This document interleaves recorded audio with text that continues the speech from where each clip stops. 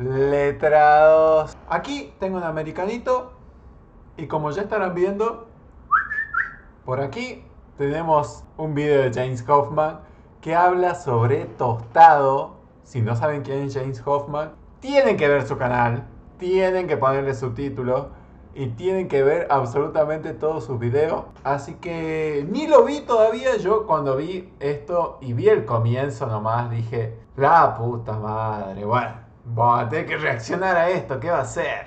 Así que bueno, vamos a verlo. Ya le puse los subtítulos en español, que por si no saben, entran acá, activan los subtítulos y luego aquí en configuración entran a subtítulos y lo ponen en traducción automática al español. Así que bueno, arranquemos.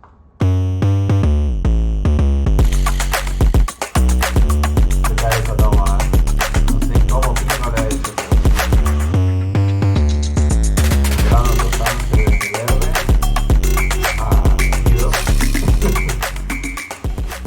Today we're going to talk about roasting coffee. I'm going to cover what you, someone who buys, drinks and enjoys great coffee, needs or maybe even wants to know about what is a fascinating process. There's a lot to cover today. We'll start with the basics of how the roasting process impacts taste, and then we'll go deeper into some of the chemistry going on inside the coffee bean during the process. We'll cover what roasters are really trying to say when they use light, medium and dark on their bags. We'll get into the different kinds of machines that specialty coffee companies use to roast their coffee, and we'll also talk about the processes they go through to keep it tasting great every single day. Before we get into that, we should begin where this whole journey begins, with raw coffee. So this is raw coffee. This is the seeds.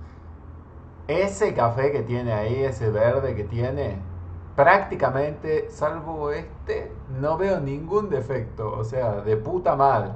No sé si estaba mostrando él el café que tiene en Square Mile Coffee, que es su tostadero, pero bueno, vamos a seguir viendo.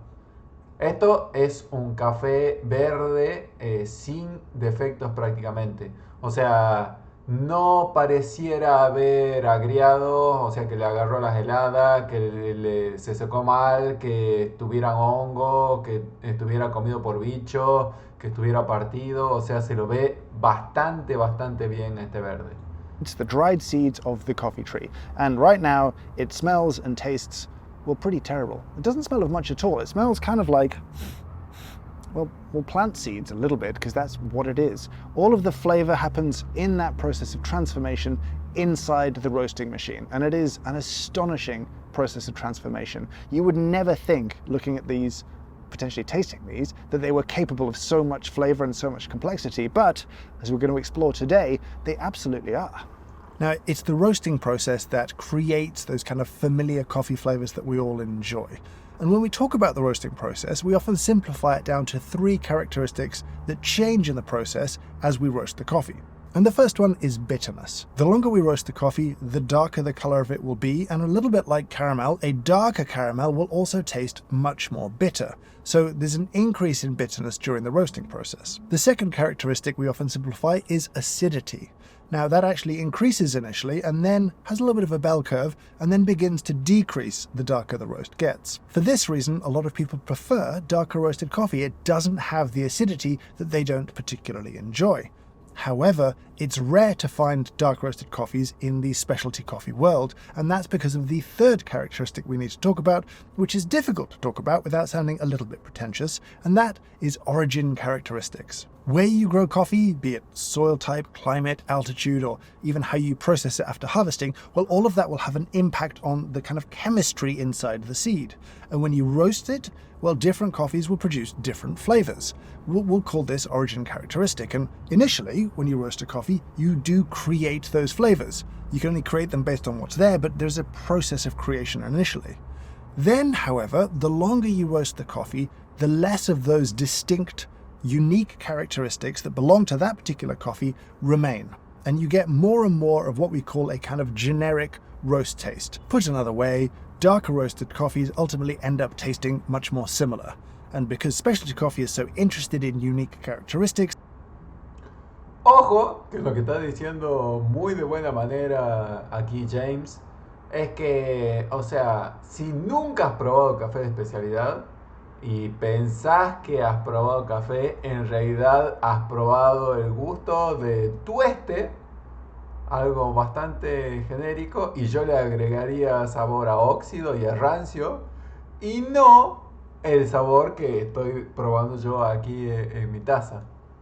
That's why you tend to see lighter roasts that also happen to have more acidity in them. But this is a simplification of the process. Let's go a layer deeper. What we'll do now is we'll just follow along the roasting process from raw all the way through to a pretty dark roast. So what we're going to show you is a couple of angles of the roasting machine running, and what we'll also do is pull out a sample every minute or so initially for the first 5 or 6 minutes, and then every 30 seconds after that as the roast progresses, so that we can see the color changes happening. Now initially, not a lot happens. You'll see that the green coffee remains green for a little while. Green coffee has quite a lot of moisture in it, and what the roasting machine needs to do first is essentially dry it out. It's really hard to have those browning reactions take place with moisture present. It kind of limits your temperatures. Once that coffee has gotten, dried out, you'll see the color changes from green, it gets kind of paler, and then relatively quickly will begin to yellow. And we're at the very beginnings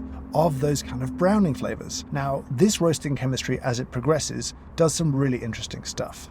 Firstly, all of that water that hasn't escaped is turning to steam and is building up pressure. And then other roasting chemistry is causing gases to form, gases like CO2, but we see a lot more of that later. And you build up pressure inside the coffee bean. And a really key moment in the roasting process is called first crack. Because at some point, relatively early on, that pressure becomes too much and the gas escapes from the coffee bean, causing it to crack open. And you can literally see those cracks, but more interestingly, you can hear them. It sounds a little bit like popcorn. But it isn't like popcorn, it doesn't swell in size, it just lets the gas out. As a roaster, you're paying attention to when this happens in your roasting process. And from this point onwards, the browning reactions are really underway. And those are so complex and so rapid that this is a point from now on where you're really paying a lot of attention.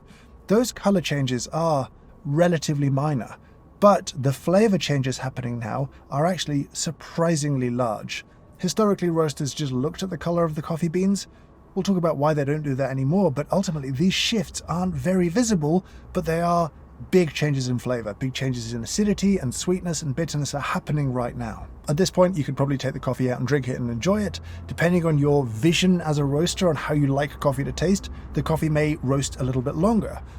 At this point, everything is drinkable and good. So as the roast progresses, those beans will begin to get a little bit darker. They'll also get a little less wrinkly and a little bit more even looking as they get darker. They'll kind of smooth out. But as we continue to progress, well, we get towards dark roasts, and what will happen is there'll be another release of gases later on, and that's called second crack. Here, you'll see that the beans are really pretty smooth, a much darker brown, and the beginnings of oil on the surface of the bean. That's happening because of those pressures inside the bean forcing the oil to the surface, and the coffee bean itself is much more porous. It's actually swelling and growing in volume, decreasing in density. Now, you can keep roasting and you can keep roasting, you'll generate more and more of that bitterness. At this point, acidity is really pretty low, origin characteristics is really pretty low, and bitterness is going up and up and up.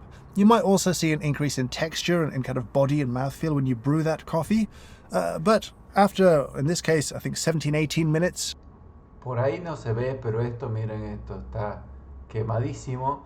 Y además, lo que está pasando es que salen los aceites a la superficie y además se vuelve cada vez más frágil el café. Entonces no solamente tenemos un decrecimiento, digamos, en lo que es el sabor de origen que le llama James, sino que además tenemos un café más comunacho y además se va a conservar ese sabor durante menos tiempo. ¿Por qué? Porque el grano es cada vez más y más frágil y cada vez más y más propenso a degradarse por la oxidación, básicamente. Of roasting, we're going to call it a day here. However, people do roast darker than this. For me though, this was dark enough to show you what I wanted to show you. So what we've done is we've laid out some of the coffee from each of the samples here on the table so we can talk about roast levels and really what they mean. Now we'll talk about specialty first, because I would say that the kind of categorization of light, medium, dark is a little different between specialty and commercial. Specialty would start, I would say, around here, really pretty light, and it would run probably to around here. So anything within this could be classified as a light roast. Medium would run from this point up until maybe here. The minute I see any sort of oil of any kind on the surface, I would say you've crossed into a dark roast, and from here onwards, it's a dark roast. It's rare for specialty to be at this end of dark roasting, but it's not unusual to see coffees roasted this way. Commercials are a little bit different. I would say the light starts about the same, but probably runs a little bit further in. Then medium would start here and run again a little bit further in. And then after that, dark roasted. They'll also roast darker than we have done here. I don't think it tastes great from a specialty perspective, but some people still do enjoy very darkly roasted coffee. At some point it just turns to carbon and then catches fire. I don't recommend that, but darker roasts are certainly possible. But the color alone does not tell you everything. To understand that a bit more deeply, we need to talk about what's called a roast profile. Now, if you wanted to roast coffee at home, you could certainly get a sheet tray and pour out some raw coffee on it, pop it in an oven at 200 degrees Celsius, and it will roast in there, it will go brown. If you look at the roast profile, you'll see that the temperature of the coffee would increase and it would begin to slow the closer it gets to the target temperature. When you take it out though, that's not going to be the best tasting coffee for a couple of different reasons. Firstly, where the coffee beans have been touching the metal the whole time, well, they'll have had a lot more conduction, heat transfer, and they're probably going to be a little bit burnt around those spots. And secondly, you don't necessarily want to have one constant temperature that the coffee is trying to reach. What we've learned through coffee roasting is actually you want to vary the amount of heat coming into the roaster and change it to change the rate at which the coffee is turning brown. So this brings us to what roasters are talking about when they talk about a coffee roast profile. Now, machines themselves can often be very old. They can be sometimes very new. Regardless, they're all using multiple temperature probes positioned around the roaster to collect data and feed it into some sort of computer software. What that's ultimately going to track is the temperature of the bean probe. That's our closest guess to the temperature of the beans themselves during the roast. Now, the journey of the beans, in terms of how quickly they get hot, it will change depending on the coffee and what you want it to taste like. It might be that this phase here in the middle, as it's heating up, if it heats up quicker or if it heats up slower, well, that would change the flavor. And through a period of trial and error, and ultimately then knowledge that's passed around within the industry, you learn to create a roast profile for a particular coffee, usually on a particular machine. So it's not something you can take from one person's roaster and apply to another person's roaster, which is kind of confusing. Now, here on the screen, you can see a few things going on and quite a lot of data. And for most people, it's kind of a... No lo pueden pasar entre una máquina y otra porque son totalmente diferentes. O sea, hay que hablar un poco de termodinámica para entenderlo, pero no va a ser lo mismo un tostador a otro, dependiendo de la capacidad, dependiendo del grosor y el material que tenga ese tostador, dependiendo del sistema que tenga para calentar, dependiendo de cómo sea el sistema de ventilación, dependiendo de cuánto sea la ventilación que está dando, de qué manera, etcétera, etcétera, etcétera, etcétera. Entonces, nada, no se puede pasar data entre distintos tostadores y entre distintos settings porque básicamente no son los mismos y van a generar calor de distinta manera y van a tostar el café de distinta manera. Overwhelming, but ultimately this probe here is the bean temperature probe, and you can see the journey that it goes through, and you'll see that generally it's heating up pretty quickly. Here it slows and continues to slow, and towards the end slows even more.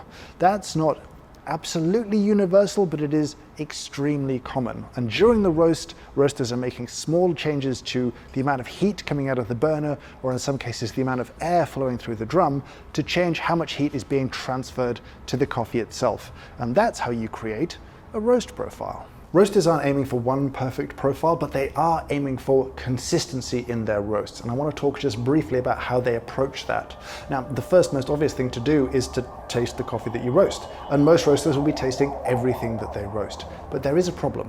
Modern expectations say that the consumer wants their coffee roasted, bagged, and shipped the same day so that it is as fresh as possible. And this means really functional tasting is difficult to do before the coffee goes out the door. So they're looking for other ways, other checks that the coffee can pass or fail to hit to make sure that what they bag up and ship is tasting the way that they want it to. There's really three ways, and the first way we've kind of touched upon, that's the roast profile. The coffee should have followed the desired lines during the roast in order to pass that at the start. But some roasters will have higher tolerances than others there, and there are still other ways to check if things have gone as planned. Another common thing is what's called roast loss. Now, when you roast coffee, it loses weight. You might start with 10 kilos of coffee, and anywhere from maybe 13 through to 22, 23% of it may be lost during the roasting process. Most of that is water, but the darker you roast coffee, the more stuff breaks down and disappears. It doesn't tell you that much, but if you're expecting 14.5% roast loss and you get 15%, that should be a red flag that things haven't gone as expected. And the third one that again is very common is color testing. This is using some sort of machine that kind of measures brownness, how light, how dark the coffee is. Most roasters will grind a sample after roasting of every single batch and test the color using one of a variety of meters that do this. The most popular one, or the most commonly talked about one, is one called Agtron, and sometimes you'll even see companies publishing the Agtron numbers of their coffees to give you some indication of how light or dark that is. I'm not sure that's very useful. It's really a good, solid internal measurement. As we talked about with roast profiling, the color alone doesn't tell you all that much, but it's definitely going to be a problem if that color is too dark or too light. And again, roasters will have some variance, some allowance within that color measurement, a kind of window of tasty. Those are the primary ways in which roasters QC coffee. Now, one thing I want to talk about here is what roasters mean when they talk about a coffee being roasted for filter coffee or having the word espresso on the label, implying that it's roasted in a way that should be brewed as espresso. Espresso is a difficult brew method. It doesn't use much water, it's very intense, it's very quick, and what roasters typically try and do is roast the coffee in a way that it's easier to extract. That might be they roast it a touch darker in color. It might be that the whole profile takes a little bit longer. They slow the roast down, and there's variations within that, but that's what espresso on the label means. It's typically a more soluble roast than it would be for a filter coffee, because it's easier to properly brew coffee when you brew it as a filter coffee. You've got a lot more time, and you've actually got a lot more water to do the extraction work with. Now, you don't have to brew espresso labeled coffees in an espresso machine. You could brew it in a mocha pot. You could make it in a pour over and probably enjoy it still. But that's what roasters are trying to communicate with that language on the label. Let's talk now about how these roasting machines actually work. So first up, I want to talk about a type of machine called a drum roaster. And it's called that because in the middle of this thing is a big spinning drum. It's like a kind of giant tumble dryer. Now, the way that these work is that you have underneath here a heat source. Typically it's a gas burner, and that's going to heat two things. By proximity, it's actually going to heat the big metal drum, typically made of cast iron, but primarily it's going to heat air. Now, that air is being pulled through the back of the drum, through the coffee and out, and it'll run from here through this fan that's doing all of that work, and it'll be pushed out of the exhaust and away, typically in larger roasters to be burnt to get rid of any smoke in what's called an afterburner. Drum roasters are interesting. They're probably the most common type of roaster used in specialty coffee companies, and they heat coffee slightly differently. They heat coffee three ways. Primarily, it's convection. It's the hot air flowing through the coffee beans. But because the drum is hot, there is some conduction heat, a little bit like a steak in a frying pan. Like that touch of the bean onto a hot surface does have some heat transfer. In addition, because that drum is hot, there's also radiant heat kind of emanating from the metal into the coffee, but primarily it's going to be the convection of the air going through it. It does produce a different kind of flavor, conventional wisdom says, to other kinds of roasters, but I don't know how true that really is. There's a lot of different ways to use a drum roaster, and you can get a lot of very different results from it. Now, the roaster operating the machine is going to be paying a lot of attention to the probe data coming from it to decide when to make changes to the gas going to the burners. But at a very specific endpoint, a combination of time, temperature, and color, the coffee very quickly needs to stop roasting and to be cooled down, and pretty much every roaster will use some sort of cooling tray. Now, when the coffee leaves the roasting machine, it's often in excess of 200 degrees Celsius, and I don't know what that is in Fahrenheit, but it's very hot, and we need to make it as close to room temperature as possible, as quickly as possible, to stop the roasting process. Now, most machines will use air to do that. The coffee will tumble into a tray like this one, arms will stir it and mix it as a very large fan pulls air from the room down through it to cool it down very quickly. Now, larger machines, or machines with slightly smaller cooling trays, sometimes need to use a different process called quenching. Here, a very, very small amount of water is sprayed onto the coffee beans. That water instantly evaporates because the beans are so hot, and the evaporative cooling really very quickly cools the beans down. Now, there's no real downsides to quenching except that that coffee will need a little bit less rest before cooling, and it will stale slightly quicker, but quenching does not impact the quality of the coffee whatsoever. Cooling done, let's talk about a different sort of roasting machine. There is another type of roasting machine, it's called a hot air roaster, a little bit different to a drum machine. Here you've got a big heat source and that's separate to the machine, and it produces, alongside a blower, vast amounts of hot air that flow into the machine, and the hot air is not only going to roast the coffee, but it's going to do all of the agitation as well. So when you look inside these, you can see the coffee being thrown around, churned and moved just by the volume of air flowing through it. That means there's no real moving parts in the roaster the way there are inside a drum roaster. But just the same, you're going to vary the intensity of the heat, but here you can also vary the volume of air flowing through it. There's no better roaster out there in the world than any other. There's simply a tool for a roaster to create the flavor profile that they like. And for some roasters, they prefer the style of coffee you get from an air roaster that is a little bit different to drum roasters. And then there's a third type of roaster, a kind of hybrid air roaster. Here, you still have a drum that rotates to tumble the coffee, but like an air roaster, the heat source is separate, so it's really just heating the air. The drum itself does not get hot. Some people say these can be much more efficient. Others like the fact that the drum doesn't kind of have any conduction heat into the coffee. Again, roasters are just tools to make the coffee that you want to make. And that is the basics of coffee roasting. And now I want to hear from you down in the comments below. What aspect of this do you want to know more about? Should we go deeper into in the future? Has this been helpful in how you think about coffee? Has it been eye-opening? Let me know your thoughts. I'd really appreciate it. Now, I will say some of you are going to ask a question, and that question is, when are you going to make a bunch of videos about roasting coffee at home? I don't know, but I will tell you that I definitely want to make those videos. They are in the master plan, the big what we will do in the future. I just don't know when. All right, enough caveats from me. I'll say thank you so much for watching, and I hope you have a great day. Tremendo. Tremendo, tremendo, tremendo. Bueno, como siempre, James, tremenda info. Si quieren saber más sobre tueste y les interesa mucho y se quieren meter en este mundazo en realidad, porque es bastante complejo, de tueste, les recomiendo el libro de Scott Rao, Coffee Roaster's Companion. Y nada, creo que no tengo nada que aportar. La verdad que bastante completo el vídeo. Y igual cualquier cosa escriben en los comentarios. Y seguramente ya haga yo un video también propio del tueste. Así no tienen que estar leyendo subtítulos. Y bueno, a mi propia manera, diciéndolo más criollamente, más gauchamente y seguramente con malas palabras. Bueno, un gustazo y adiós.